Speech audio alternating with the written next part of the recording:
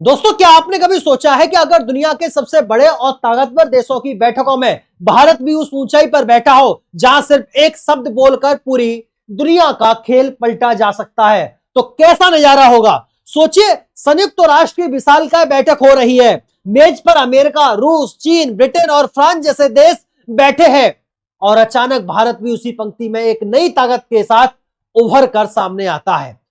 कमरे में खामोशी छा जाती है, सारी निगाहें भारत की ओर टिक जाती हैं और जैसे ही भारत कहता है ना, पूरा प्रस्ताव ध्वस्त हो जाता है। यह कोई फिल्मी सीन नहीं बल्कि वो सपना है जो आज करोड़ों भारतीयों की आंखों में जलता है और जिसका नाम है वीटो पावर। यह वही शक्ति है जिसे पाकर कोई संभाल किताब मुस्क भी देश संयुक्त राष्ट्र की सबसे बड़ी टेबल पर सबसे बड़ा खिलाड़ी बन जाता है। लेकिन दोस्तों, आगे बढ़ने से पहले सबसे एक रिक्वेस्ट है।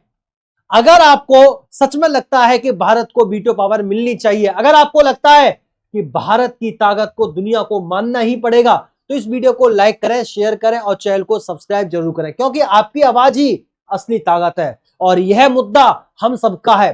तो चलिए अब शुरू करते हैं इस विस्फोटक खुलासा का। दोस्तों, सबसे पहले यह समझना जरूरी है कि यूएनएससी यानी संयुक्त राष्ट्र सुरक्षा परिषद आखिर क्या है। यह कोई आम संगठन नहीं बल्कि पूरी दुनिया का सबसे ताकतवर प्लेटफॉर्म है। इसका काम है वैश्विक शांति बनाए रखना, युद्धों को रोकना, देशों के बीच विवाद सुलझाना और अगर जरूरत पड़े तो दोस्तों किसी देश पर आर्थिक, राजनीतिक और यहां तक कि सैन्य कार्रवाई तक की मंजूरी देना। यानी साफ शब्दों में कहें तो यह संगठन तय करता है कि दुनिया का बॉस कौन है और किस देश की औकात कितनी है। यूएनएससी में कुल 15 सदस्य होते हैं।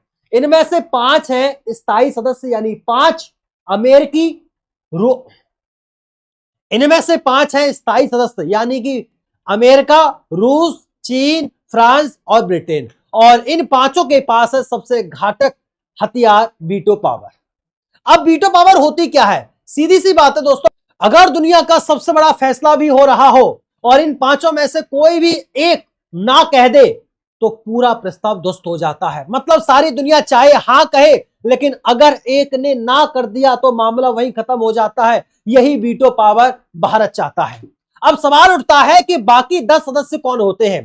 तो यह होते हैं दोस्तों अस्थायी सदस्य, जिसका चुनाव सिर्फ 2 साल के लिए होता है। भारत अब तक 8 बार अस्थायी सदस्य रह चुका है, यानी भारत ने बार बार इस काउंसिल में अपनी मौजूदगी दर्ज कराई है, अपनी ताकत दिखाई है। लेकिन हर बार जब स्थायी सदस्यता और वीटो पावर की बात आती है तो भारत को नजरअंदाज कर दिया जाता है। आखिर क्यों?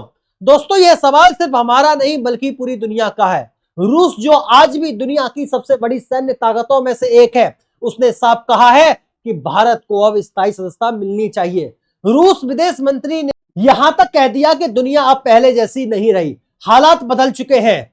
तब जो देश ताकतवर थे वही आज भी कुर्सी पर जमे हुए हैं, लेकिन अब नई शक्तियां सामने आ चुकी हैं और उनमें भारत सबसे आगे है। सिर्फ रूस ही नहीं बल्कि फ्रांस ने भी दो टूक कह दिया है कि भारत को स्थायी सदस्यता मिलनी चाहिए। फ्रांस ने कहा कि अगर आज की दुनिया का असली प्रतिनिधित्व चाहिए तो भारत जैसे देशों को शामिल करना ही होगा। यही नहीं, फ्रांस ने जर्मनी, जापान और ब्राजील को भी इस सूची में रखा।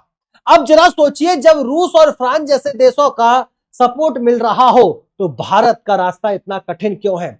यही है वो रहस्य जो इस पूरे खेल को और ज्यादा सनसनीखेज बनाता है।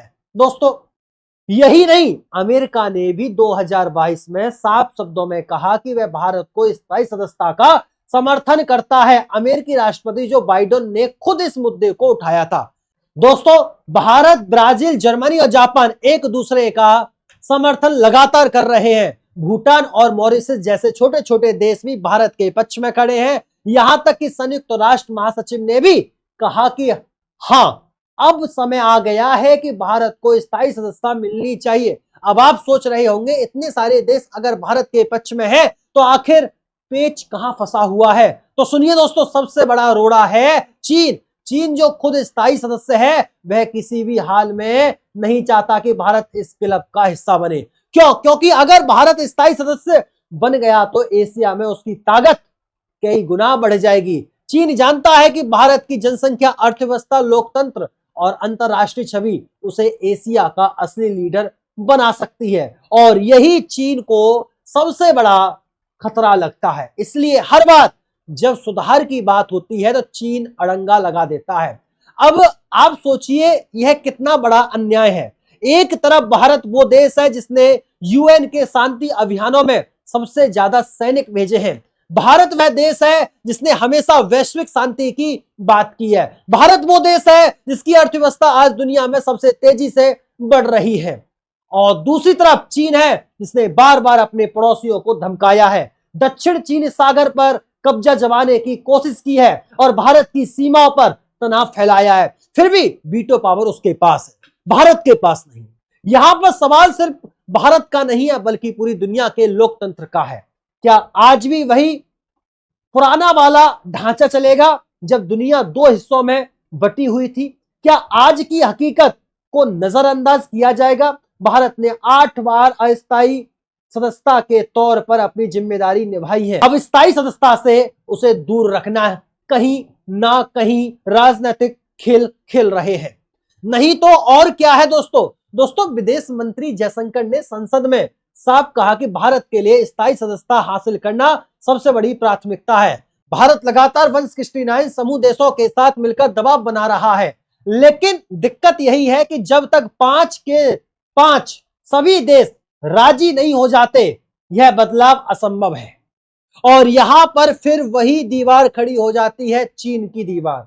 अब सोचने वाली बात यह है कि भारत अगर स्थायी सदस्य बन भी जाता है तो क्या उसे वीटो पावर मिलेगी? कुछ देश कहते हैं कि नए सदस्य को सिर्फ स्थायी सीट मिले, वीटो पावर नहीं।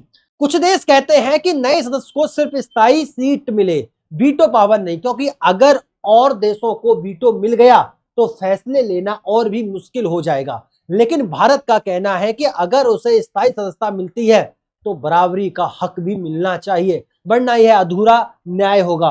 अब जरा यह कल्पना कीजिए, जिस दिन भारत को वीटो पावर मिल जाएगी उस दिन पूरी दुनिया की राजनीति का नक्शा ही बदल जाएगा। भारत किसी भी प्रस्ताव पर अपना मत रख सकेगा, किसी भी अन्याय को रोक सकेगा और अपनी ताकत को पूरे दम से दिखा सकेगा। सोचे पाकिस्तान जैसे देश का क्या हाल होगा जब भारत उसके खिलाफ वीटो पावर का इस्तेमाल करेगा। सोचे चीन खुद किस कदर परेशान हो जाएगा जब भारत और उसके सामने बराबरी की ताकत होगी।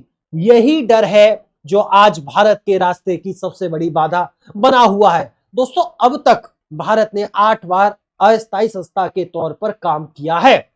यह वो साल है जब भारत ने दुनिया को दिखाया कि वह किसी भी स्थायी सदस्य से कम नहीं है। फिर भी हर बार भारत को सिर्फ टेम्परेरी कुर्सी दी गई, स्थायी कुर्सी नहीं। सवाल यह है कि आखिर कब तक भारत को इंतजार करना पड़ेगा, कब तक हमारी ताकत को नजरअंदाज किया जाएगा? क्या भारत की 140 करोड़ की जनता की आवाज इतनी कमजोर है कि दुनिया उसे अनसुना कर दे? बिल्कुल नहीं दोस्तों, भारत अब बदल चुका है, भारत अब झुकने वाला नहीं है। और यही असली सस्पेंस है। भारत को वीटो पावर क्यों नहीं मिल रही? इसका जवाब सिर्फ इतना है, दुनिया की राजनीति, पुराने देश अपनी कुर्सी बचाए रखना चाहते हैं। उन्हें डर है कि भारत आ गया तो उनके फैसलों पर सवाल उठेंगे, उन्हें डर है कि भारत आ गया तो उनका वर्चस्व खत्म हो जाएगा। लेकिन एक सच्चाई और भी है, अब दुनिया बदल रही है, भारत की ताकत को कोई नजरअंदाज नहीं कर सकता। चाहे देर से सही, लेकिन वो दिन बहुत जल्दी आप सभी के सामने आने वाला है जब भारत को स्थायी सदस्यता भी मिलेगी और वीटो पावर भी। उस दिन इतिहास नया लिखा जाएगा। तो दोस्तों आपको क्या लगता है, क्या भारत को स्थायी सदस्यता और वीटो पावर मिलनी चाहिए? क्या चीन का यह विरोध हमेशा चलता रहेगा या फिर एक दिन भारत दुनिया की सबसे बड़ी ताकतों के साथ उसी कुर्सी पर बैठेगा? अपना जवाब हमें कमेंट सेक्शन में जरूर बताइएगा। अगर आपको यह वीडियो जानकारी पूर्ण लगी हो तो इस वीडियो को लाइक करें, शेयर करें और कमेंट बॉक्स में जय हिंद जरूर लिखें और अपना विचार जरूर बताएं, क्या भारत को वीटो पावर मिलेगा या नहीं मिलेगा? क्या चाइना भारत का सपोर्ट करेगा या नहीं करेगा? उम्मीद करता हूं आपको यह सेशन बहुत ही दिलचस्प लगा होगा। फिर मुलाकात होती है अगली वीडियो में, तब तक के लिए नमस्कार।